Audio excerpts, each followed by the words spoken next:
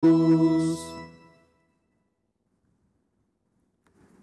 bapak dan ibu dan saudara-saudari sekalian yang kami cintai dalam Yesus Kristus, ketika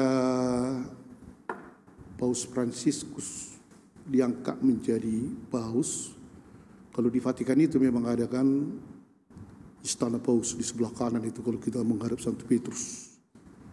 Kalau di sebelah kirinya ini ada namanya seperti rumah biasalah. Para pastor di situ, di apartemen itu rumah Marta namanya. Dan di sana memang dikhususkan untuk paus dengan segala fasilitasnya. Tapi ketika Paus Fransiskus dipilih, dia tidak mau tinggal di situ, terlalu mewah katanya kan. Memang tradisi dulu, akhirnya dia tinggal seperti di asrama lah, bersama dengan pastor-pastor lain di sana.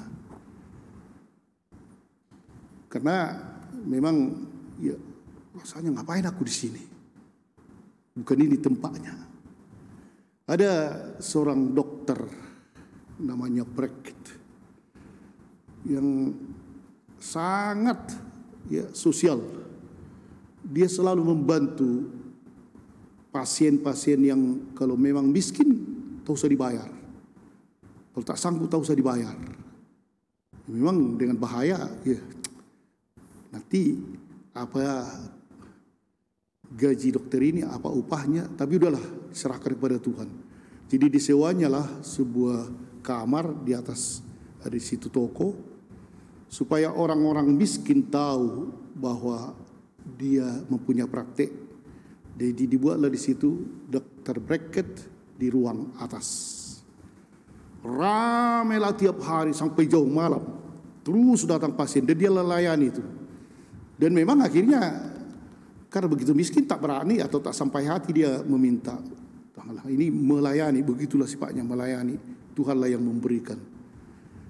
Dan karena itu rupanya kurang tidur dan banyak pasien yang begitu melimpah dari pagi sampai sore, sampai malam pun dokter ini cepat sakit dan kemudian meninggal. Dan terkejutlah seluruh kota.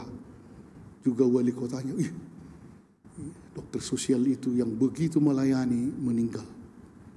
Akhirnya dibuatlah kuburan dan tugu.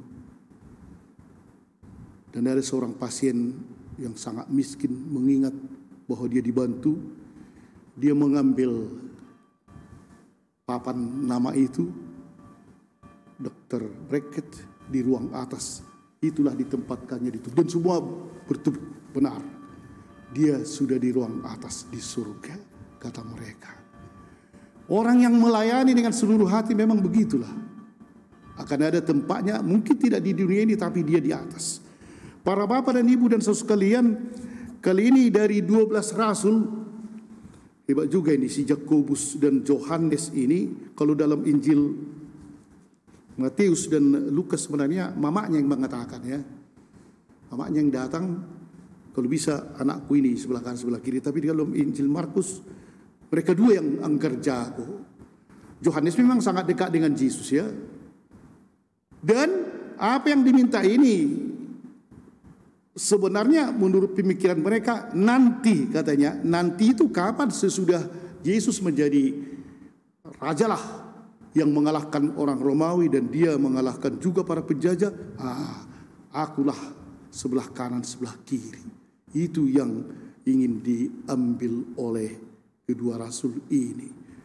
Dan hal ini saya juga heran, mengapa ya tidak marah Yesus, kurang ngajar kau terangnya begitu. Dia tenang aja. Sanggupkah kalian meminum cawan? Sanggupkah kalian dibaptis? Mungkin pikirnya cawan-cawan biasa, udahlah siap. Memang cawan penderitaannya siap. Kalau orang lain mendengar 10 rasul lain, Petrus dan lain-lain itu ya pasti keberatan. Jadi dia karena sebenarnya masing-masing ingin memang mengambil kedudukan dalam pemerintahan Yesus, dalam arti pemerintahan jasmani duniawi. Disitulah persoalannya. Dan hal inilah rupanya dimunculkan oleh Yesus, kesombongan para murid ini adalah kesombongan kita semua. Keinginan para murid ini adalah keinginan manusiawi semua.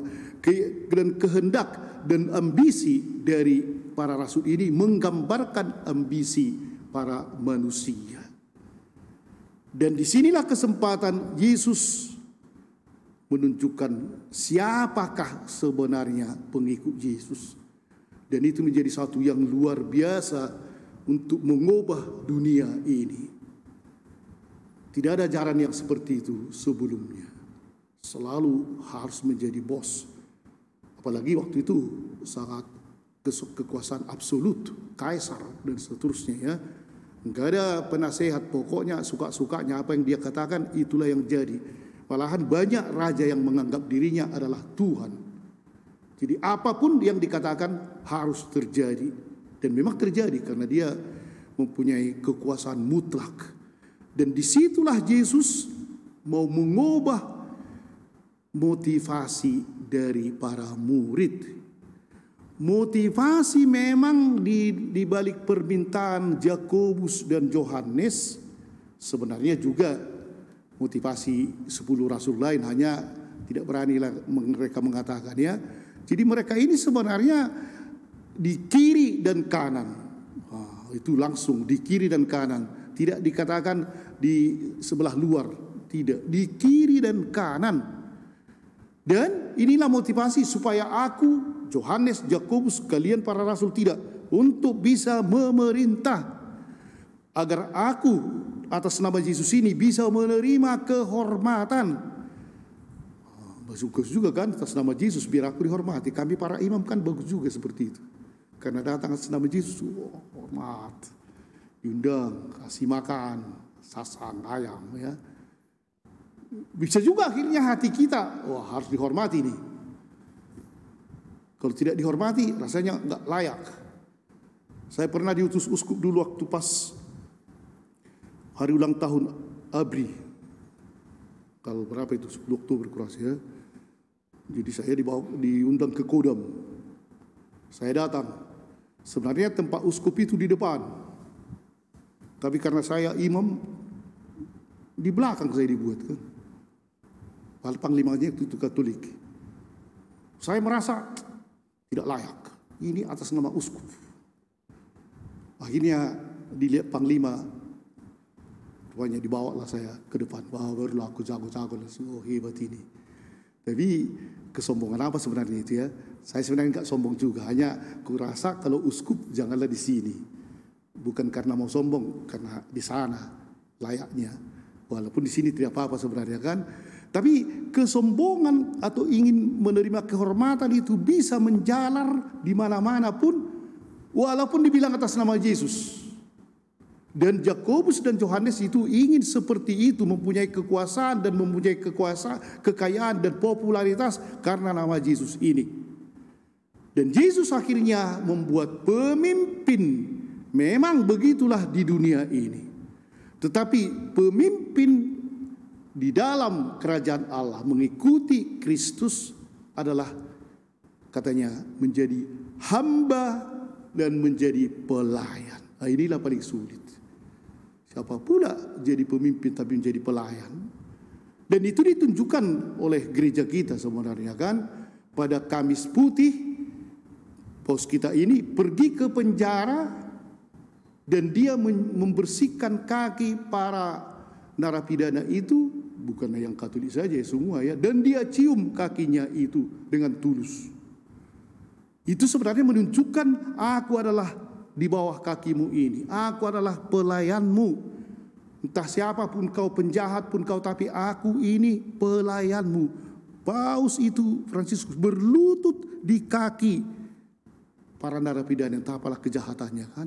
Dan ini sebenarnya cerminan dari ajaran Kristus. Tapi itu seremonial, dilihat, ambil televisi.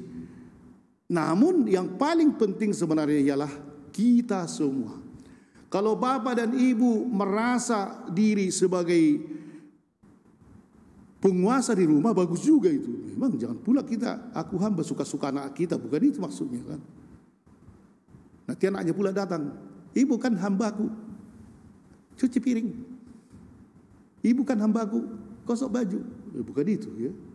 Sifat hamba itu maksudnya paus umpamanya, atau siapapun, uskup, pastor paroki atau siapapun itu, tetap dia pemimpin, tapi memimpin dengan rendah hati.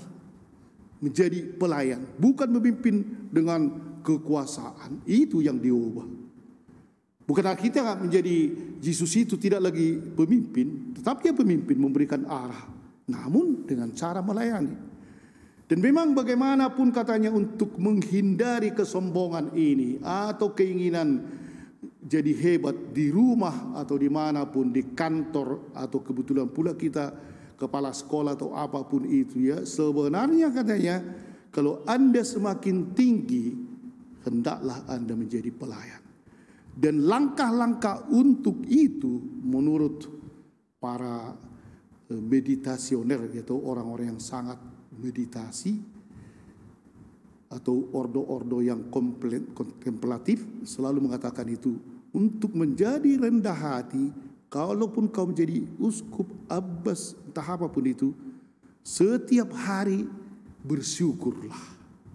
Rupanya rasa syukur itu bisa membuat kita menjadi rendah hati. Jangan pernah mengeluh. Datang hujan mengeluh, datang matahari mengeluh, tapi selalu bersyukur. Dan kedua katanya, bersiaplah untuk dihina. Jangan bersiap untuk dihormati. Kalau kita datang ke satu tempat, oh sudah dihormati laku ini. Siaplah untuk dihina. Dan siaplah untuk mendengarkan. Itulah rupanya sikap dari Yesus, yaitu menjadi pelayan yang ditonjolkan pada hari ini untuk kita. Ibu dan bapak yang di rumah, siapapun kita, kalau kita mau menjadi pelayan, siaplah selalu bersyukur, bersiaplah untuk dihina, dan kemudian jangan khawatir tentang tahta kita atau status kita, tapi selalulah mendengarkan orang lain. Amin.